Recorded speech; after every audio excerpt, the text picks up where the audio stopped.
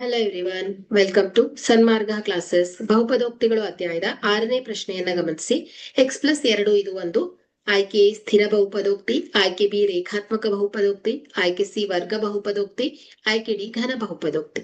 So ಇಲ್ಲಿ X plus 2 ಗಮನಿಸಿದ್ರೆ X ನ ಅತ್ಯಂತ ಹೆಚ್ಚಿನ ಘಾತ ಏನಿದೆ ಒಂದಾಗಿದೆ ಅಲ್ವಾ. ಸೊ ಒಂದಿದೆ. ಸೊ ಯಾವುದೇ ಒಂದು ಬಹುಪದೋಕ್ತಿಯ ಅತ್ಯುನ್ನತ ಘಾತ ಒಂದಾಗಿದ್ರೆ ಅದನ್ನ ನಾವು ರೇಖಾತ್ಮಕ ಬಹುಪದೋಕ್ತಿ ಅಂತ ಹೇಳ್ತೇವೆ.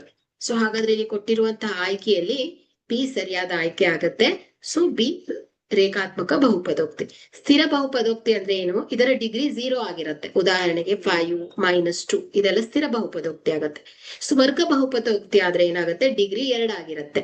ಉದಾಹರಣೆಗೆ x² + 4x - 3.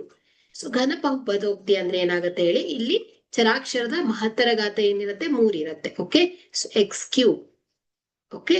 ಸೊ ಇದೇನ್ ಹೇಳಿ? ಘನ ಬಹುಪದೋಕ್ತಿ ಆಗುತ್ತೆ. ಸೊ ಇಲ್ಲಿ ಎಕ್ಸ್ ನ ಚರಾಕ್ಷರದ ಘಾತ ಏನಿದೆ 1 ಆಗಿದೆ. ಸೊ ಹಾಗಾಗಿ ಇದು ರೇಖಾತ್ಮಕ ಬಹುಪದೋಕ್ತಿ ಆಗಿದೆ.